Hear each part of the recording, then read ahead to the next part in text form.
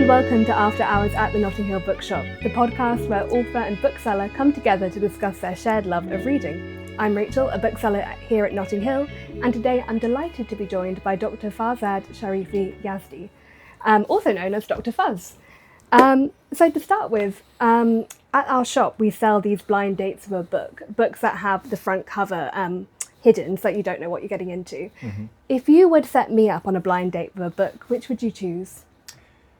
That's a good question, and it's actually quite fitting because I tend to gift books a lot. In fact, it's pretty much the only thing I gift, to the extent that I get criticised by my wife for not being very creative. At every special occasion, for any whatever it is, I will go to a bookshop. Do you write a note in the book like cover? Yes. Yeah. So I do that, but it's getting like it annoys a lot of people because I do it a lot. Anyhow, I say that because I actually gifted my now wife a book, and that's the book I want to recommend, which is a lesser-known book, a small book of poetry called The Desiderata of Happiness by Max Ehrmann. I don't know if you've heard of that Max one. Ehrmann. It's the name of the poem that made him famous. It's the one book that posthumously sort of made him famous, but he wrote a whole series of other very beautiful, simple, poetic, wise poems, which are very calming. Okay. And there's something that I found very randomly about 10 years ago, and I just fell in love with, and I gift it a lot, to the extent, so I gifted it to my wife, she loved it as well, and it became a little sort of, a lot of the poems became little anthems for our relationship, to the extent that for our very small, intimate wedding, we gifted it to everyone as well. We wrote a little note for everyone. So I would probably give you that. That one. Yes. And some wedding inspo as well. And some? Like wedding inspiration. Yeah. So it could lead to a wedding. Perfect. Yeah. Perfect. It's a good lovely. gift. That's a nice kind of romantic like lens to the question. Yeah. But now talking about your book, Poppy the Pea. Yes. So how was the idea of Poppy the Pea born? And if the story doesn't involve a bag of frozen peas, who I'm a big fan of, like I'll be severely disappointed. Well, you won't be disappointed because, I mean, not literally the bag of peas, but peas were very much involved. I go to schools a lot to the usual author visits and talk to a lot of kids, and they're always very excited to hear, I can tell from their faces, that Poppy the Pea is indeed based on true events in two ways. So in the very literal, practical sense, about, when was it, 2014 or so, I lived in China for about 8 years. I was living out in a remote corner of China and living alone. One lonely evening, I had cooked a very sort of rather sad dinner of chicken and peas. And I was cutting into my chicken, my by then cold and very hard chicken, and I was on a very flimsy little table in a studio flat. And as I was cutting into the chicken, the plate shook, and one pea, literally one pea, flew off the plate. And as I went to pick it up from the ground, the idea, in fact, I said something along the lines of little pea, and some lines came to my head, and that's where the idea was born. Brilliant. Yeah. So it literally is based on that. So I jotted it down, and it started off as a poem. I'm a big poetry fan, and it started off as a little poem, and the name of the pea was called Petey, actually. And Petey. And then he cameos in the book. He does cameo in the book, but way into the sort of writing process, I decided to change the gender and the name. So it became Poppy. So it's based on true events, and then actually the journey that Poppy goes on of facing fear and overcoming setback and following her dream, is very much based on things that I've experienced, very much on the writing journey, actually. Excellent. It did start. It really did start with peas. A bag of peas, which ended up on a sorry plate of a dinner plate. That's right. And then, that was the right answer because it didn't disappoint. So we can actually you can and actually stay on the podcast now if you like. Yeah. This is kind of a silly question, but talking about like the writing process and your roots in poetry, Poppy the Pea is a rhyming book, and I just wondered. I know, kind of in my experience, like trying to write a bit of poetry, I always struggle with like rhymes. I can suddenly never remember them. Do you have kind of a technique for generating your rhymes? That's a very good question. I don't have a technique, but I do have some advice that I received from an editor who I was speaking to. I think she said something along the lines of, when you're trying to write rhymes or a story that rhymes, don't focus on the rhymes. Okay. Don't let the intent or the intense focus on rhyming compromise the story that you're trying to tell, or to try and sort of undermine the story that you're trying to tell. So what I would advise people who are trying to put together a rhyming story is to write this, so just put out what they want to actually say first without the rhymes. Yeah. Be very sure of what you want to say without the rhyme, the meaning, the storyline, because often you bend the storyline to fit in with limited rhyming. So that was great advice. So I would say don't focus on the rhymes to begin with. Write your story exactly how you want it to be, and then see if you can shape the rhymes around it. One very practical advice on that, this is pre-ChatGPT days that I was writing. And I did rely, however, on Google and I think it's called Rhyme Zone. It's a website. Have you seen that? I have ventured over to Rhyme Zone. So I used that a lot. So there were times when I'd overused a word, or a word didn't sound right, and I wanted to have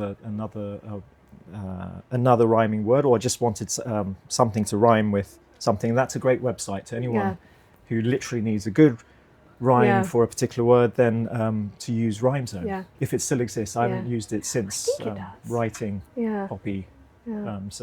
But only once you have that foundation. Don't focus on the rhyme. So that's why I think a lot of publishers, they're not as keen on children's books that rhyme as much, because they tend to be a bit, you can tell that it's trying very hard to rhyme, and in doing so it loses some quality in the storytelling and in the actual quality of the story. So do it in reverse if you can. Well, thank you. That's great advice. So you, Dr. Fuzz, indeed have a doctorate degree in geopolitics. What was it like turning from such a kind of hefty academic field to writing children's books? And has there been anything that you've kind of transferred across from your experience with that subject? Yeah, I mean, definitely a lot. By the way, that's a question. If anyone reads the bio, they often ask, what's happening what here? Happened? That's a huge shift. And there is it's not as a drastic change of worlds as you might think. It's for two reasons. One is, in the very practical sense, writing a doctorate or a PhD is a very similar process in terms of you have to come up with an original idea, prove it, research it, and then effectively do a lot of writing.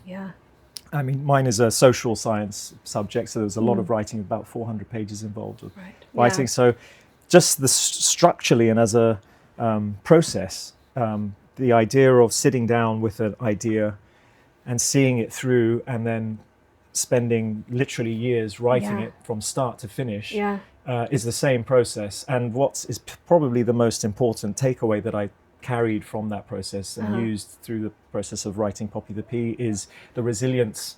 The not giving up, because the number of times with the PhD, with the doctorate, I hit a wall. I had writer's blocks. I had just a lot of days where I wanted to give up, and I literally would cry and tear things up and lose passages of work because I didn't save it. All this sort of the usual troubles that come along with writing a big piece of work. That toughened me up a little bit, because I managed to see it through over 5 years, a very similar time span that I spent on my doctorate, I spent on Poppy the Pea. So the main takeaway was that I guess embedded that resilience and this idea that I can have an idea and then see it through to completion. And then I guess in a more sort of less practical sense, I went into studying geopolitics with a very ideological mindset. I had moved from my place of birth because of a war at the age of 5, and that was something that really intrigued me in many ways. What caused the war? What was the reason that we had to leave our life behind? I didn't understand all the reasons for the war at the time, but as I grew, a lot of questions basically started to form in my mind. Why we left, what is the cause of war, what leads to conflict, all these sort of questions. And I was constantly bugging particularly my dad about these sort of questions. And that, fast forward, basically that's curiosity about why states go to war.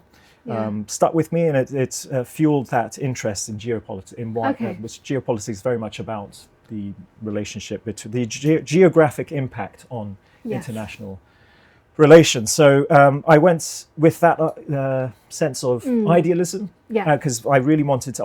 I focused on the boundaries and the territorial disputes that actually led to the war that had such a big impact on our lives, and.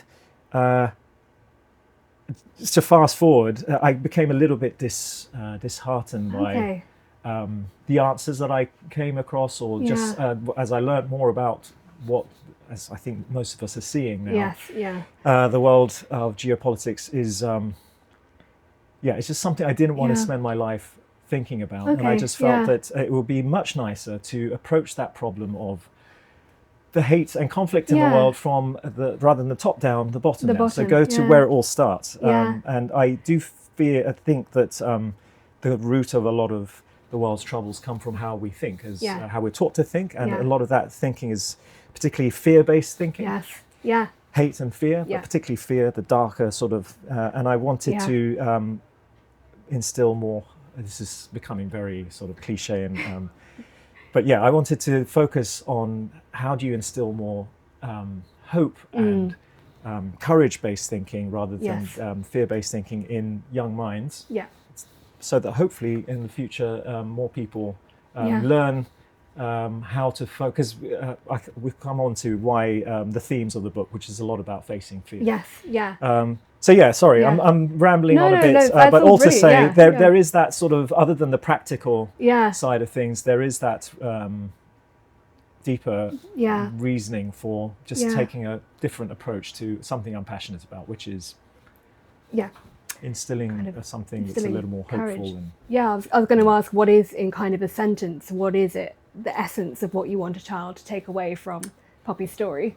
So thankfully the book has three very sort of distinct themes, the themes that I focus on when I go to schools. It's got quite a number of themes actually. Each page has a little takeaway, but the three key ones that I sort of like to take to schools and try and share and get in, hopefully instill in young minds, is this idea of facing your fears, courage basically, overcoming your setbacks, resilience, and following your dreams, hope.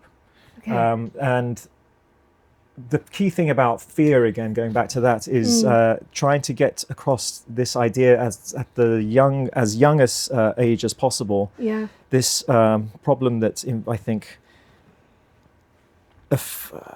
affects so many of us, even through into adulthood, of not focusing on negative fear-based thoughts. I try and tell them that, look, thoughts are wonderful. There's a wonderful thing, because everything you look at, everything in the world ultimately came from a thought. But ultimately also every bad thing in the world also comes from a thought. So it's learning to focus on the thoughts that are positive, basically. So understanding that you can never stop fears, but it's important to not water that plant, if you like, and to focus on understanding that and just focusing on or facing the fears. Sorry, I'm sort of... No. But you see what I'm trying to say. So courage, resilience. And then following the dream. I sometimes wonder whether this following the dream message is the right one to be. I question whether that's the right thing to be teaching kids. Because one kid actually from a local school, a school that you guys helped set up, Chepstow, I think. I asked them that question. We were talking about dreams, and they were putting their hands up to share their dreams, and he said something along the lines of, "My dream is to be myself." And that was very That's deep. wise. Yeah, wise. But actually, it sort of stunned me a bit. But then I told him, actually, that's probably one of the most admirable dreams, but actually one of the most difficult to you have to stick figure out who that is. Yeah. And then you're sort of swayed from that in so many ways throughout life. But the reason I mentioned that sort of, I went away and thought, should I be instilling this idea of that kids should be thinking of chasing things, or but actually I've come to the conclusion that it's this idea that if there's something deep inside that you feel like you are made to do, or you should do, that you should go after it. But having that sense of realism that it's not all plain sailing. Sorry, this is all to come back to the resilience thing, to say you will have setbacks along the way.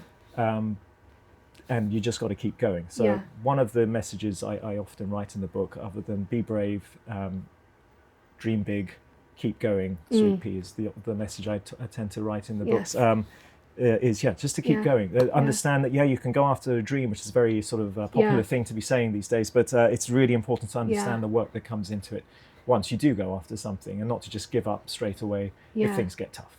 It's quite clever, because it's not just kind of three attributes, it's three interconnected kind of prongs that require each other 100%, in a way. You can't have one without the other. And what was the third one? The courage, resilience, hope. And hope. So hope. They really are. And it's very much informed by the message of what I went through with even both the PhD process and the writing process, the self-publishing sort of Poppy the Pea process, and trying to eat a piece of chicken. That's where it all started. That's. So once you then had Poppy the Pea, the kind of text, how did you go about publishing it? Because it's self-published by Fuzz Books. So how did that start? Very original name, Fuzz Books. I think it's great. Yes. So it went about. So after finishing the doctorate, I was approached by a publisher. Basically, the work I did for my doctorate, I developed into a book that was published by Bloomsbury Publishing. So I went through the process of getting a piece of work published officially. I had to, again, worked on that for about 4 or 5 years. 5 years seems to be the general thing. And I enjoyed the process, but at the same time, I also met a lot of frustrations along the way, working with a big publishing house. And that was with the academic book.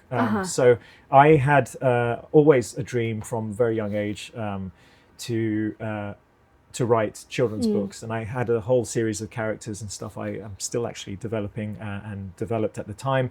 But when it came to Poppy the Pea, after the whole chicken incident, and after writing it for many years, when it came to the decision, should I submit it to be published officially or myself, I opted for self-publishing because I had a love of the process, having gone through little things like font, selecting a font, or the grade of the paper. Although I didn't have this is where the frustration came in with Bloomsbury. I that was not something I was had the power to choose. Choosing the cover, I didn't have the power to choose entirely, and there was a lot of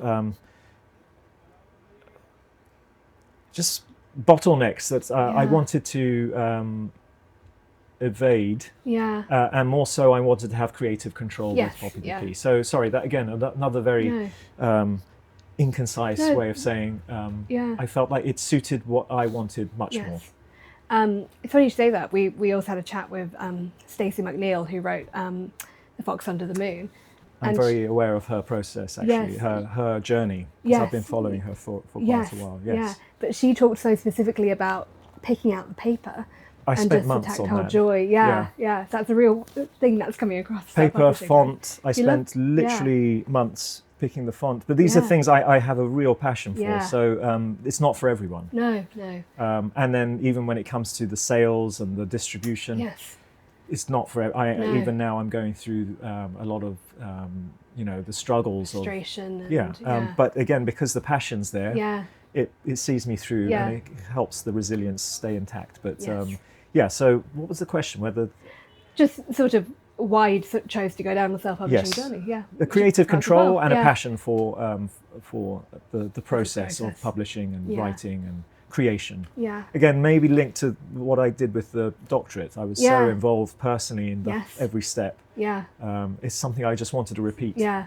Comes from following your dreams. In a Yeah. way, how can you not tell children to also Exactly. do exactly what you're doing? Yeah.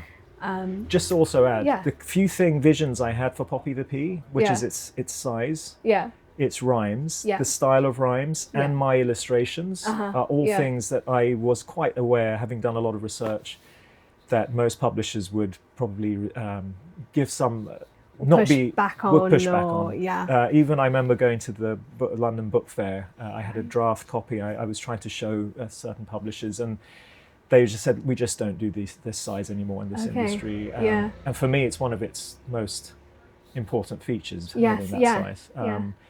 The fact that it's the illustrations are so simple. Yes, yeah, There's not yeah. much page covered. If you look at most children's books nowadays, Yes. the artwork, and most Yeah. of them stunning, but it's not something I wanted. I want No. something More much more simple. sort of nodding to Peter Rabbit sort of style. Yes. Simplicity. Yes. Yeah. So that was another, just a practical sense. Yeah. I knew that if I wanted to get this result, it would be very hard to get a publishing house to agree to I it. agree. Yeah. And the style of the rhymes and so on. Yeah. Yeah. Yeah. Fascinating. So you mentioned you also distribute your books as well. Yeah. You manage kind of sales. I had a young author come in, and she just asked, not so much for here, but for back home, in America, I believe she was from, about just tips on how to get your self-published book into a bookshop. Yeah. So do you have any advice from your experience working in this field? Yes, I do have. Yeah. I mean, I've been through a real roller coaster with this process. So just to backtrack slightly, I think there's 3 types of self-publishing people, I guess. Okay. I think, this is my thinking through it. Yeah. There are those who just want to create a piece of work that they probably want to gift to a friend or a niece or nephew or even children. I've met a lot of people who are in that boat, and they ask me for advice. Yeah. Then there are those who maybe, I'll say egotistical reasons, but not in a negative sense, but more for they just want to see their work out in the world. Yeah. I guess maybe not egotistical, just there's a bit of vanity involved. And a lot of authors, myself included, there is an element of that. When you do want to see it, you get very proud and sort of, you want to see it on bookshelves. There are those who just want that to go have that experience of seeing their, and it's just something they want. It's like a bucket list. Like they want to be an author and have, which is fine. And it's again, and they're two sort of. There's a very good industry now catering for that. Yes, you can very easily now publish any quality of work through, I think, Amazon. Yes, so yeah. And then you have another bracket of people like myself who possibly, I don't know, maybe the Fox and the Moon. Stacey McNeil. Stacey McNeil, Yes. who just are so passionate about the whole process, and they want to make more out of their story than just the book. Yes. I wanted to make Poppy the Pea my life. Yes. So in fact, my life is very much, other than the other work I do to supplement the finances, Yeah. a lot of my world revolves around in terms of going to schools, Yes. doing all my own sales work and promotion.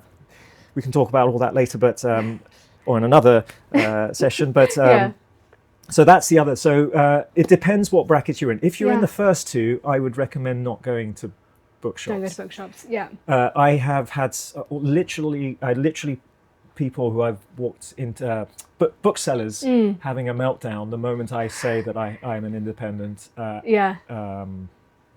have a book. Independent writer. Would you consider an independent? I'm not exaggerating. They've had almost a meltdown. Like they get so angry and they say, "What? Just go and publish." They literally write out names of publishers to go through. and this is before looking at the book. So I often this comes to my final piece of advice. I often go in a very non-pushy sort of approach. Don't go for the hard sell.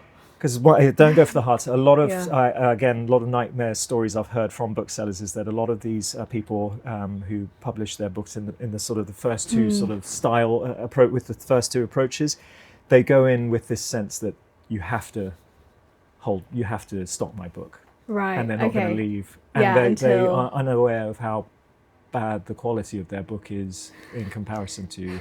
Okay. So I'm not saying that this is for everyone. Not all self-published work, but a lot. There's been a lot of bad. There's a justifiable pushback against independent publishers because a lot of what is presented is not of a requisite quality. Yeah. So, with all that said, yes. How do you prove that your book is different? My first advice is if you're going down that route where you want to make it like a very high quality book, and it's not just about gifting to someone or getting your name, seeing your name, then make sure it's the absolute best piece of work that you can produce. Yeah. Self-editing, and for me, I did it like 5 years of writing and self-editing, and then I went to 3 professional editors through a website called Readsy, who I'd recommend to go back to self-publishing process, where editors and art directors and artists who work in the big publishing houses, often as freelancers, they offer their services on this platform. Yeah. Where you can reach out to them, send them your draft. They don't always accept. It's almost like there's a vetting process. A two-way sort of. Yeah. So if they like what you're presenting, they will choose to work with you, and you have to pay a sum, often quite a lot. Sometimes affordable, depends who you're talking to. Yeah. So I had Poppy the Pea copy edited. I was very keen not to have it structurally edited, because I did that by myself a lot. Literally 5 years of back and forth, because I'm a bit of a slight OCD and a perfectionist, so I would wake up the next morning and be unhappy with, I need to change this. So that happened millions of times, but actually that's a process. It's almost like carving like something, refining, just bringing it down. So when I did that to the point where I was literally, it could not be done anymore, and there were people telling me, look, Fuzz, you just need to get this out, because I gave it to friends and so on to read. I think that's important. So once you've done all of that, then give it to professional people to however you'd like for it to be edited. Even for the artwork, I basically went through every process that a book that would be published officially. So color proofing, art direction. Again, as I mentioned, about every decision about paper and then finally printed, not online through Amazon, but with an official printing house, so Oriental Press, fantastic. Worked with a brilliant art director, Claire Bagley, if I'm allowed to give a shout out. Amazing. She was the art director for the Harry Potter books for a long time at Bloomsbury. So you get very high caliber people on these, and she just nudged me in the right direction with my artwork, because long story about the artwork, but I gave it to professional people to be for them to professional illustrators. But what I got back was something was too perfect. Covering too much of the page, and I just wanted something much more ethereal and dreamy and imperfect, and quirky, and that's something that I thought I could have a go at. So I had to go. That took another year of just drawing peas and the backgrounds with pastels and my fingers and so on. Anyway, but then Claire did a wonderful job of just nudging me. Telling me which pieces of art could work a little harder, which could, so she would send me back to my drawing board, literally, and I would go back to like a teacher. She was like an art teacher, because I never considered myself to be an artist. So this, she was very, and she also helped with, typesetting and fonts, and we had so many. She would, for a long time, she really hated me because I would. Keep bugging her. Bugging her about the literally back and forth for months on little things. But she was amazing. So art director, sorry, this is another big tangent to say, go to a bookshop having done your absolute best. And then be polite. Don't be pushy. So my approach, even with you guys, by the way, huge thanks to you guys. We love having it. Because like I said, so many booksellers don't even look at the book. The moment you ask the question, I was going to say, if you politely ask, would you be open to considering a self-published book? That's the line. Would you be open? That's what I said to Shannon here.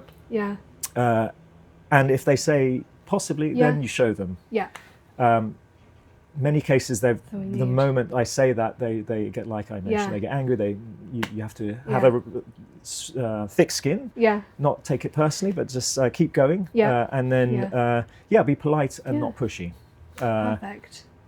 And then if the people in the shop are true booksellers who really have a passion for books, like you if guys, they've got really good taste, like us at Notting Hill Bookshop. Yeah. And then the other piece of advice, sorry, another long answer, is try and be in with gardeners, who you guys will know very much about. In the book world, they're the main distributors, right? That supply all the bookshops. Yeah. So if you're listed with gardeners, then it helps a lot. Yeah, it makes it significantly easier to kind of get a hold of as a bookseller. Exactly. And it's also kind of a badge of almost like legitimacy as well. Exactly. And again, you can't do that unless you have a book that's is of a certain quality. So I'm not saying that to brag, but to say that you have to do the hard work if you want to be with gardeners. And with gardeners, it's not as sure. I've told some bookshops I'm with gardeners, they still push back, but it definitely helps a lot. It is the way forward, And have an AI sheet. It's a summary sheet. Oh, okay. I won't go into that, but little things you can do. But that's quality, be polite, and try and get yourself with gardeners. So what's next for Poppy the Pea? Now as we come towards the end of the interview, do you have any more Poppy adventures in the works? I do. Well, it's not on paper fully yet. It's in there. It's in here. So Poppy the Pea, I don't want to give too much away to those who haven't yet read it, but this is very much just an origin story. It's how she starts, what the thought process or the emotional journey is for her to begin a very important journey. And it's very much just the beginning of the journey. So it lends itself very well to more books. There is a part of me on days where I just think I'll just leave it at that, having been on the journey. That's not what Poppy would do. It's not what, I just don't think it's in line with her message to just give up. So I will definitely, I have a lot of ideas I'm sketching on and jotting down, but in terms of going through that process, which I have to go through of, back and forth, and that's very much still to be done. But basically, a lot of adventures ahead for Poppy the Pea. More characters that she meets along the way. Brilliant. So that's in the pipeline. But it's going to take a while.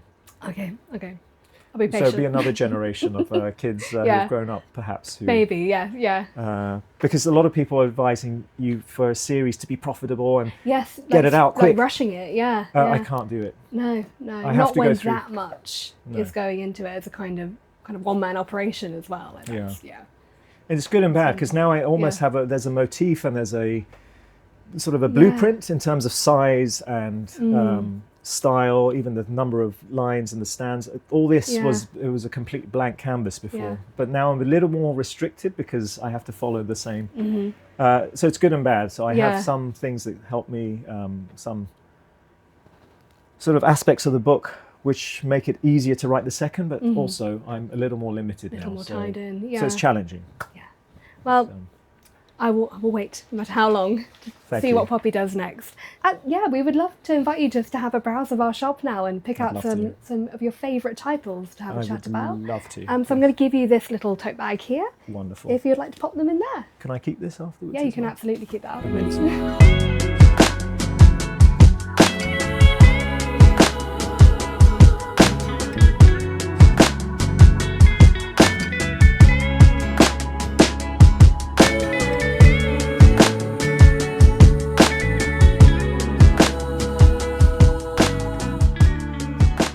So I've picked 4 books because I can't, there's just too many books that are great to read in no particular order. The first one, bit of children's literature, big fan of that genre, obviously. The Secret Garden by Frances Hodgson Burnett. What a beautiful book. It's if you like nature, if you like the classic motif of someone going through a major change in a very beautiful way, going through a journey and changing through that journey. There's no better story than The Secret Garden. I'm a huge, giving my age away here a bit. I love gardening. I have an allotment plot and I'm very passionate about that. So it helps that if you like gardening and nature and robins, then this is a book for you. Magical. Couldn't put it down. Highly recommend. The next book I've picked, again in no particular order, this is Dr. Zhivago. Possibly the movie is more famous than the book. Omar Sharif plays the lead role, Dr. Zhivago, in the movie. I really recommend that you read. Often movies are not as good as the books. This is a very perfect example. If you read the book, it's just on another level in terms of the language and the description of just simple things. I love books and films that are very simple and describe simple pleasures in life or the simple joys and sorrows of life in a very poetic way. And there's no better writer for doing that, in my view, than Boris Pasternak. Is that his name? Yeah. He does a wonderful job describing. Effectively, it's a love story. It's a beautiful love story told very well. I'll just keep it at that. Highly recommend. Next, I've picked a selection of poetry by Rumi. I am of Persian descent. I'm from Iran, so how can you not, with that background, pick a book of Rumi poetry? Similar to what I mentioned in the interview about Max Ehrmann's books being simple and acting as a tonic for chaotic times, there's nothing better than Rumi for that, for bringing a sense of stillness and peace and presence when we, I guess, need it most in these times. Rumi, beautiful poetry, and I think everyone should have a book by the side of their bed to dive into when they're feeling a little bit overwhelmed or stressed or needing a bit of inspiration and direction. No better guide than Rumi, at least for me. And if you can get the Persian version and read that, I would recommend it. My Persian isn't as good to be able to read it, but I've had it read to me from parents and uncles and grandparents, and it's just beautiful, really beautiful stuff. But usually the translations do a great job as well. Final book, similar theme, going for a self-help kind of book. One of the people that helped me through the doctorate process was this guy, Eckhart Tolle. You've probably heard of him. The Power of Now is very famous. I was going to pick any three of his main books, which is The Power of Now, A New Earth, and Stillness Speaks is sort of a distillation of the key ideas in those two more famous books, The Power of Now and A New Earth. I would recommend you read all three, but again, I think in these times when we are faced with a lot of, let's say, chaos in the world, and there's nothing better than stillness. And this book, I can not recommend any better guide for directing you to that stillness, in conjunction with Rumi and A Secret Garden and Dr. Zhivago. Thank you very much.